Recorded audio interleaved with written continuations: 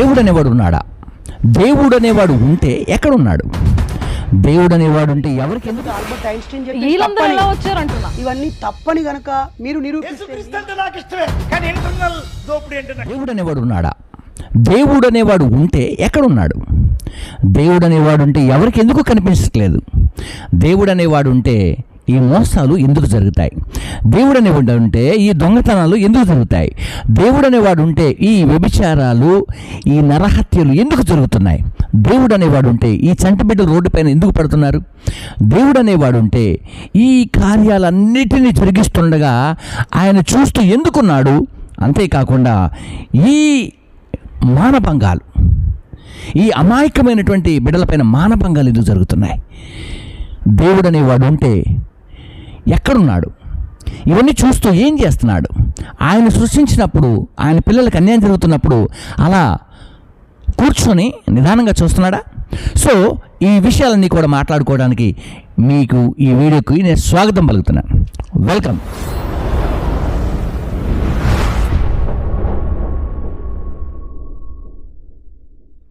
Right. ఈ సమయంలో మనము ఈ మాటలు మాట్లాడుకోవటానికి కొన్ని కారణాలు ఉన్నాయి. కారణం ఏంటంటే బైరి నరేష్.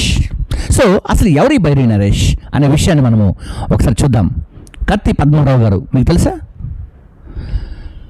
కదిరే కృష్ణ గారు మీకు తెలుసా? అలాగే మనకున్నటువంటి రంజర్ల రాజేష్, ఇతని షైన్ రాజేష్ కూడా అంటారు.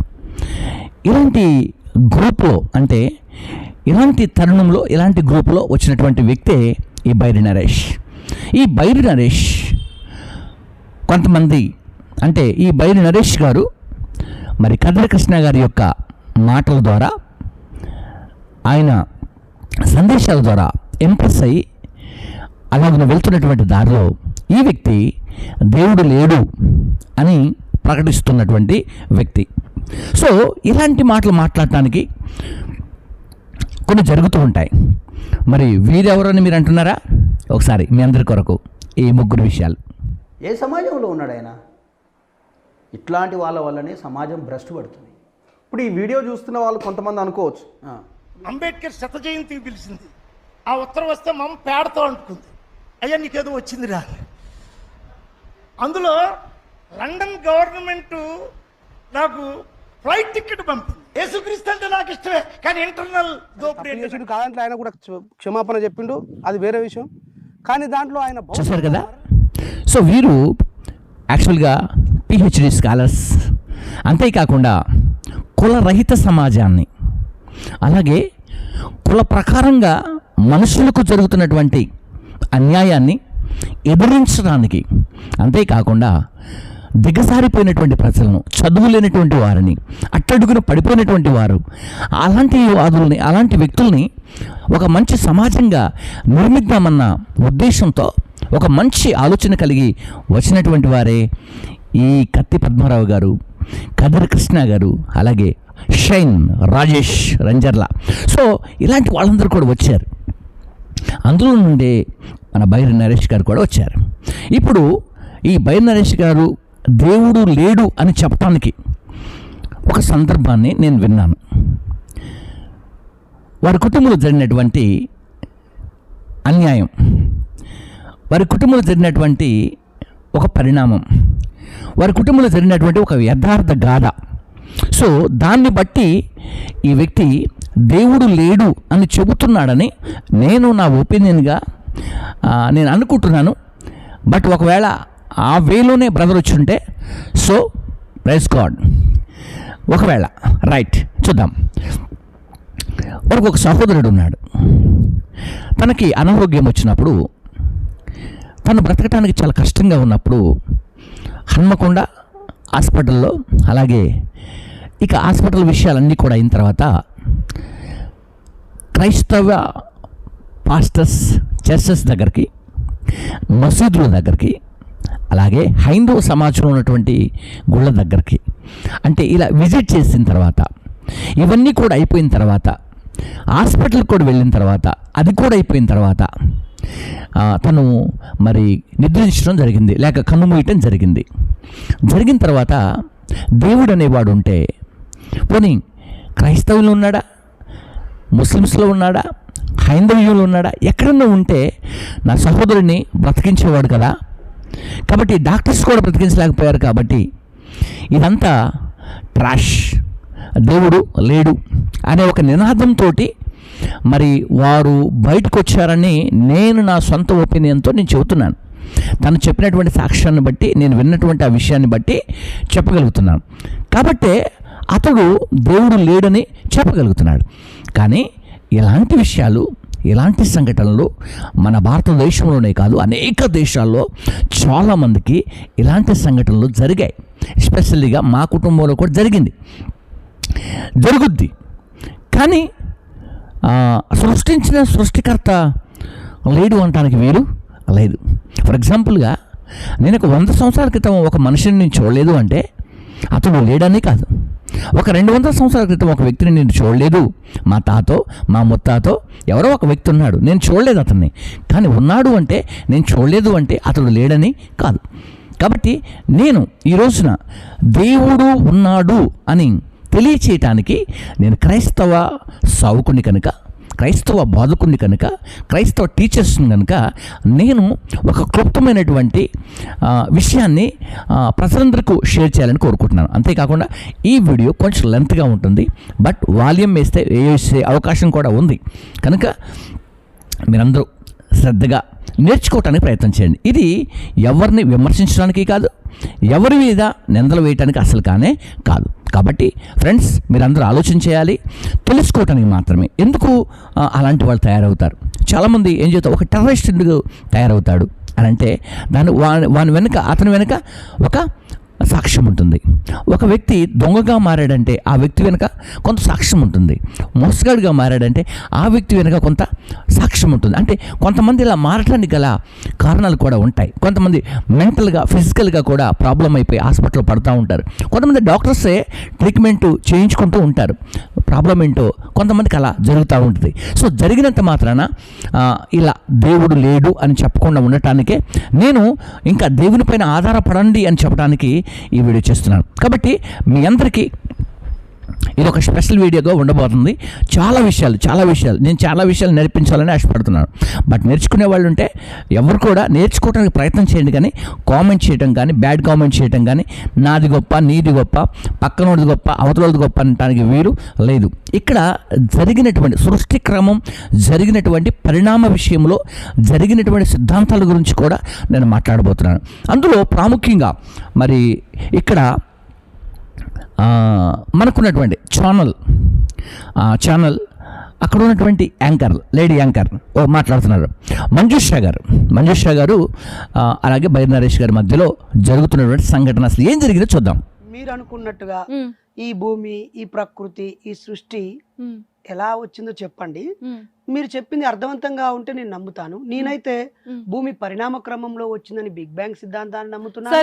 నేనైతే జీవ పరిణామము చార్లెస్ డార్విన్ చెప్పినటువంటి పద్ధతి ప్రకారంగా దగ్గరగా ఉందని నమ్ముతున్నాను. నేను డార్విన్ది తప్పని, లేదా కార్ల్ మార్క్స్, హెగెల్స్ రాసిన గతితార్కిక భౌతికవాదం తప్పని, లేదా బిగ్ బ్యాంగ్ థియరీ తప్పని, స్టీఫెన్ హాకింగ్ చెప్పింది తప్పని, లేకపోతే ఆల్బర్ట్ ఐన్స్టీన్ చెప్పింది తప్పని, ఇవన్నీ తప్పని గనక మీరు నిరూపిస్తే మీ మత గ్రంథం ప్రకారంగా ఈ ప్రకృతి దైవం ఏర్పడిందని మీరంటే I'm ready to change my opinion. కాదు, వీళ్ళందరూ ఎలా వచ్చారు అనేది నా క్వశ్చన్. ఈ చెప్పే మనుషులు చూస్తారు కదా, ఆయన ఏమంటున్నాడంటే చెప్పగానే ఆ ప్రశ్న వేయగానే ఏం చదువుకుని అంటున్నాడు. చదువుకి సృష్టికర్త అయిన దేవునికి సంబంధం లేదు. చదువుకి ఈ సృష్టి నిర్మాణానికి ఎలాంటి పొందిక లేదు. చదువుకి ఈ సృష్టిని నడిపిస్తున్నటువంటి జీవము కలిగిన దేవునికి ఎలాంటి సంబంధం లేదు. చదువు అనేది ఒక మనిషికి నైతిక విలువలను తెలియచేయటానికి, చదువు ఒక మనిషి జ్ఞానాన్ని పెంపొందించడానికి, చదువు ఒక గొప్ప వ్యక్తిగా మార్చబడటానికి సిద్ధపడుతూ ఉంది. చదువు అన్యాయాన్ని ఎదిరించడానికి సహాయపడుతుంది. చదువు ఇతర విషయాలు తెలుసుకోవటానికి, ఆ విషయాల్లో ఉన్న సత్యాన్ని తెలుసుకోవడానికి చదువు మనకు సహాయపడుతుంది. కనుక బైబిల్లో 2 మాటలు ఉంటాయి. ఎక్కువగా చదవటం వల్ల జ్ఞానహీనత వస్తుందని, ఎక్కువగా చదవటం వల్ల చదువే మనల్ని పిచ్చోళ్ళు చేస్తుందని. కాబట్టి చదువుకుంటే మంచిది. చదువుకొని ప్రయోజకులైతే మంచిది. ఆ చదివే ఒక వ్యక్తిని వెర్రివాణి చేయకూడదు, ఆ చదివే ఇంకొక వ్యక్తిని పిచ్చివాణ్ణి చేయకూడదు. కాబట్టి ఈ చదువుని గురించి మాట్లాడుతున్నటువంటి వారిలో ఏమంటున్నాడంటే, సైన్స్ టీచర్ని అడిగితే ఈ క్రమం ఎలా జరిగింది, ఏంటి ఆ గాలి ఏంటి ఇదంతా ఏంటి? ఫస్ట్ భూమి మీదకి వచ్చిన మనుషులు ఎవరు మరి? క్షమించండి, మీరేం చదువుకున్నారు? అంటే ఇది జనరల్ కదా, ప్రశ్నతో జవాబు ముడిపడి ఉంది. కాదు కాదు కాదు, ఇది చదువుకి దీనికి సంబంధం లేదని నా సమాధానం ముడిపడి ఉంది. అక్కడే ముడిపడి ఉంది. ఉదాహరణకి మీరు 10th క్లాస్ చదివి ఉంటే, మీరు నాలా PhD చేయాలనేది కాదు నా ప్రశ్న ఉద్దేశము. నీ చదువింత, నీ అర్హతలు ఎంత అనే అహంకారం కాదు. ఒక 10వ తరగతి చదివిన ఒక ఆడపిల్ల, ఒక సోదరి నా ముందుంది. 10వ తరగతి వరకు 10 ఏళ్ళు చదువుకుంది. అయినా ఈ భూమి ఎలా పుట్టింది, ఎలా పరిణామం చెందింది, జీవం ఎలా పుట్టింది, మానవ పరిణామం ఎలా జరిగిందనే ఒక 2 ప్రాథమిక అంశాలకి 10వ తరగతి పాస్ అయిపోయినటువంటి ఒక హై స్కూల్ చదువుకున్న వ్యక్తికి అవగాహన లేదంటే, ఆ పాఠం చెప్పిన సోషల్ టీచర్ని అడుగుదాం, ఆ పాఠం చెప్పిన సైన్స్ టీచర్ని అడుగుదాం. ఎందుకు ఇలా సోషల్ టీచర్ని అడిగితే ఈ క్రమం ఎలా జరుగుతుందో చెబుతుంది అంటున్నారు వారు అంటూ ఏం చెబుతున్నారంటే, కొంతమంది వ్యక్తులను గుర్తు చేశారు ఈ విషయాన్ని చెబుతూ. నేను వారి ఫోటోలు వేస్తూ, ఇమేజెస్ వేస్తూ, నేను వారు ఏ కాలానికి చెందినటువంటి వారో ఈ విషయాన్ని, ఎందుకంటే ఈ వీడియో నేను ముందే చెప్పాను, కొంత స్లోగా ఉంటుంది, నేర్చుకోవడానికి ప్రయత్నం చేయండి. Right, okay. ఇప్పుడు వారు కొన్ని కాలాలని గుర్తు చేస్తున్నారు, కొంతమంది వ్యక్తులను కూడా గుర్తు చేస్తూ వారు చెప్పినటువంటి మాటను మీరు ఓడించినట్లయితే మీరు నమ్మినటువంటి సిద్ధాంతంలోకి వస్తానన్నట్టుగా కూడా వారు మాట్లాడారు. మరి నేను కొన్ని విషయాలు చెప్పాలంటే, కొన్ని సంగతులు తెలియజేయాలంటే ఆ వ్యక్తుల దగ్గరికి వెళ్ళకంటే ముందు, ఎవరు ఆ వ్యక్తులు అంటే బిగ్ బ్యాంగ్ థియరీ, అలాగే Charles Darwin, Karl Marx, Stephen Hawking, Albert Einstein. So ఈ 5 కొటేషన్స్ ఇచ్చారు. ఈ 5 కొటేషన్స్ గురించి నేను చెప్పడానికంటే ముందుగా నేను ముందే చెప్పాను కదా, నేను క్రైస్తవ సేవకుడిని కాబట్టి నేను కొన్ని విషయాలు మరి నేను నమ్ముతున్నటువంటి గ్రంథంలో ఉన్న సత్యాలు నేర్పిన తర్వాత వీళ్ళు ఏ కాలానికి చెందిన వాళ్ళు, ఇది ఏ కాలానికి చెందిందో నేను వివరించడానికి ముందుగా ప్రయత్నం చేయాలి అంటే ఒక విషయాన్ని నేను చదవకుండా ఉండలేను, చెప్పకుండా ఉండలేను. కాబట్టి ఒక విషయాన్ని నేను గుర్తు చేయడానికి ప్రయత్నం చేస్తాను. ఏంటి ఆ విషయం అంటే, బైబిల్ గ్రంథంలో కీర్తన గ్రంథం అని ఒక గ్రంథం ఉంటుంది. ఏమండి, కీర్తన గ్రంథం అని ఒక గ్రంథం ఉంటుంది. 14వ అధ్యాయం ఉంటుంది. అక్కడ నేను మీకు వేస్తాను, ఇక్కడ టెక్స్ట్లు వేస్తాను, మీరు చదువుకోవచ్చు కూడా.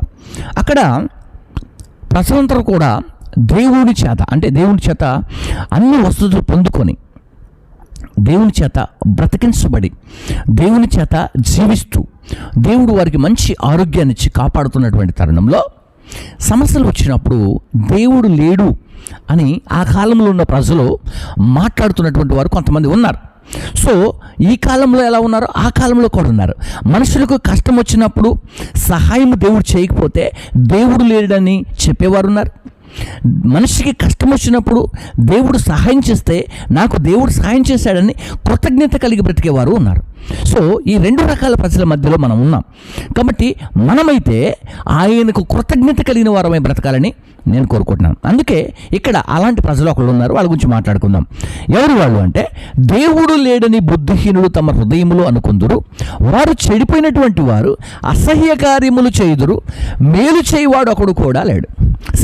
ఇక్కడ ఏం చెబుతున్నాడంటే, మనుషులందరూ కూడా అక్కడ చెడిపోయినట్లుగా, అంటే ఇక్కడ ఈ భూమి మీద స్టిల్ ఇప్పుడు ఏదైతే మనం చూస్తున్నామో, వ్యభిచారాలు కానీ, దొంగతనాలు కానీ, మోసాలు కానీ, నరహత్యలు కానీ ఏవైతే చూస్తున్నామో, సో ఆ కాలంలో కూడా ఇవి జరుగుతున్నాయి.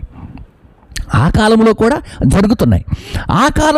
జరుగుతున్నాయి కాబట్టి అక్కడున్న మనుషులందరూ ఏమంటున్నారంటే, ఇప్పుడు నేను తప్పు చేశాను, నాకు అనారోగ్యం వచ్చింది, ఓకే, నేను పాపం చేశాను, నాకు అనారోగ్యం వచ్చిన తర్వాత ఇది కుదుట పడకపోతే, ఈ వ్యాధి నాకు తగ్గకపోతే, నేను ఏమంటున్నానంటే, నాకు వచ్చిన వ్యాధిని బట్టి, వన్స్ అగైన్ మీరు చాలా గమనించాలా, నాకు వచ్చిన కష్టాన్ని బట్టి, నాకు జరిగిన నష్టాన్ని బట్టి, నేను ఒక బిజినెస్ చేశాను, నష్టపోయాను, నేను ఒక ఇల్లు కట్టాను, కూలిపోయింది, నేను ఒక వ్యవసాయం చేశాను, పండలేదు, నాకు ఆరోగ్యం వచ్చింది, బాగుపడలేదు. ఇలాంటివన్నీ కూడా జరుగుతున్నటువంటి ఆ క్రమములో అప్పటి వరకు దేవుని పైన ఆధారపడి పరిశుద్ధులుగా బ్రతికినటువంటి ప్రజలు ఎప్పుడైతే పాపంలోకి వచ్చారో, ఎప్పుడైతే శాపంలోకి వచ్చారో, ఎప్పుడైతే తప్పులు చేయటం ప్రారంభించారో, అప్పుడు ఏమంటున్నారు వీళ్ళట? దేవుడు లేడు అంటున్నారు. దేవుడు అనేవాడు ఉంటే ఈ నష్టం నాకు ఎందుకు జరుగుద్ది, దేవుడు అనేవాడు ఉంటే ఈ ఆరోగ్యం నాకు ఎందుకు బాగుపడదు అని జీవము కలిగిన దేవుని ప్రశ్నిస్తున్నటువంటి వారు ఆ కాలంలో కూడా ఉన్నారు. సో ఈ కాలంలో ఉన్నారు, ఆ కాలంలో ఉన్నారు, ఏ కాలంలోనే ఉన్నారు. అయితే ఇలా మనుష్యులు ఉన్నప్పుడు ఈ మనుష్యుల్ని ఎందుకు పుట్టించావురా దేవుడా అనేవాళ్ళు కూడా ఉన్నారు. అలాంటప్పుడు చంపేచ్చు కదండి అనేవాళ్ళు కూడా ఉన్నారు. అలాంటి వాళ్ళు బ్రతకడం ఎందుకండి అనేవాళ్ళు కూడా ఉన్నారు.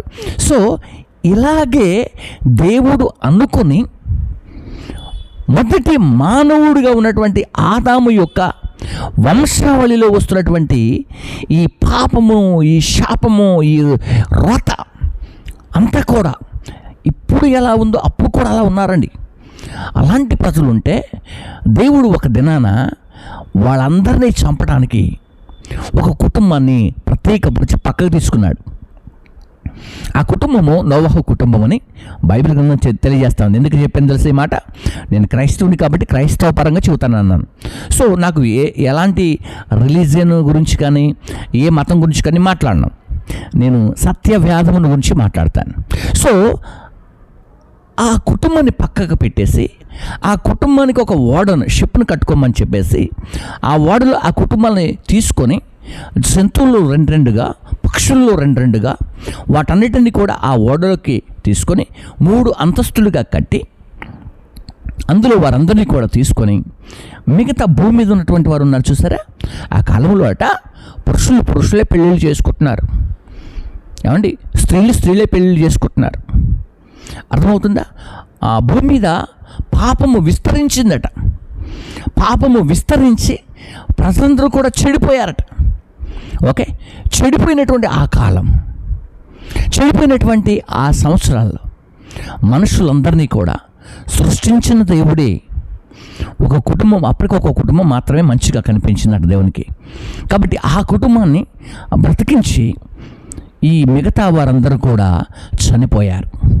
ఏమండి, దాదాపుగా ప్రచండమైనటువంటి వర్షం, మొట్టమొదటిసారిగా ఈ భూమి మీద వర్షం కురిపించడం, అంటే ఆకాశం నుంచి వర్షం కురిపించడం అది మొదటిసారి. కాబట్టి ఆ క్రమం అలాగనే జరిగింది. ఈ భూమి మీద మనుషులందరూ కూడా తుడిచివేయబడ్డారు. ఇప్పటి వరకు దేశం, నా దేశం అమెరికా, నా దేశం చైనా, నా దేశం జర్మనీ అనుకుంటున్న వారు ఉన్నారు కదా. పోనీ మన భారతదేశం కూడా ఈ దేశాల మాటలు మాట్లాడుతున్నటువంటి వారు అందరూ ఒకసారి గమనించండి. ఆ కాలంలో భారతదేశం యొక్క పాపులేషన్ ఎంత ఉందో తెలుసా? పోనీ భారతదేశం ఉందంటారా? సరే, ఇది మనము నెక్స్ట్ వీడియోలో మాట్లాడుకుందాం. Right, okay. సరే, ఈ క్రమంలో అందరూ కూడా చనిపోయారు. చనిపోయిన తర్వాత ఆ కుటుంబం ఒకటే ఉంది. దాదాపుగా 5 మాసాలు నీళ్లు ఈ భూమి మీద ఉన్నాయి. అండి, ఈ భూమి మీద దాదాపుగా హరారత్ కొండని ఉంటుంది. ఇది టర్కీ దేశంలో ఉంటుంది.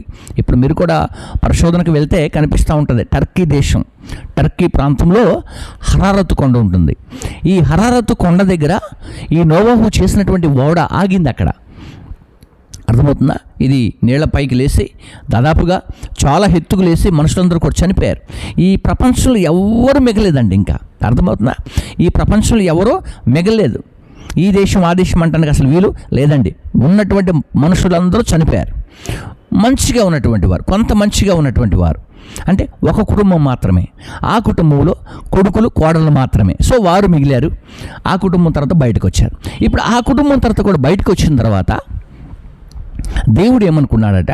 ఏమండి, దేవుడు ఏమనుకున్నాడంటే, ఇక నేను మనుషులను చంపను, ఏ మనిషిని కూడా ఇక చంపను. ఒక దినం వస్తుంది, నేను వారిని మార్చుకుంటాను, మనుషుల్ని మంచి వాళ్ళని చేస్తాను, మనుషుల్ని మంచిగా మార్చుకుంటాను అనే ఉద్దేశంతో జీవము కలిగిన దేవుడు 2వ అవకాశము మనందరికీ కలుగు చేశాడు. ఆ తరుణంలో కూడా సొదొమ గొమొర్రా దేశాలను, ఆ ప్రాంతంలో కూడా ఇలాంటి జీన్స్ కలిగిన వాళ్ళు ఉంటే ఆ 2 దేశాలను భూమిలోకి వేసేసి ముంచి కాల్చేశాడు దేవుడు. అది కూడా బైబిల్ గ్రంథంలోనే ఉంది. కాబట్టి ఇప్పుడు నేను చెప్పబోయే విషయం, సరే ఇప్పుడు ఎందుకు చంపట్లేదు సార్, అప్పుడు చంపేశాడు కదా, ఇప్పుడు ఎందుకు చంపట్లేదని చెప్పేసి ఈ ప్రశ్న మీకు రావచ్చు. కనుక ఇక్కడ మనకి ఆదికాండము 8-9 అధ్యాయాలు కనుక మనం పర్టికులర్గా చూడగలిగితే, ఇక నేను వారిని చంపను, ఈ మనుషులు స్వభావం చెడిపోయినటువంటి స్వభావం కలగదు కనుక ఈ మనుషులను నేను చంపను, కాబట్టి వీళ్ళ తరముల వరకు కూడా చంపనని ఆకాశంలో మనం చూస్తున్నాం చూడండి, 7 రంగులు కలిగి ఒకటి ఉంటుంది. ఏమండి, నేను మీకు ఆ ఒక మాట చదివి వినిపించి ముందుకు సాగుతానండి. ఆ ఒక మాట మీ అందరి కోసం చదివి వినిపిస్తాను. ధనస్సు 9:13 ఉంటుందండి ఈ మాట. మేఘములో నా ధనస్సును ఉంచితిని, అది నాకు మీకు కూడా నిబంధన మధ్యవర్తిలాగా అది మనకుంది. అంటే దేవుడు చంపని చెప్పేశాడు, అందరినీ ఒకసారి చంపను అని చెప్పాడు, అర్థమవుతుందా? కానీ వయసును 120కి కుదిర్చాడు, 120కి కుదిర్చాడు. ఆ కాలంలో మనుషులందరూ కూడా, మొదటి మానవుడు 930 సంవత్సరాలు బతికాడు, మోతుశీల 967 సంవత్సరాలు బతికాడు, 900 ఎక్కువ సంవత్సరాలు బతికిన వాళ్ళు చాలామంది ఉన్నారు. ఈ జలప్రలయము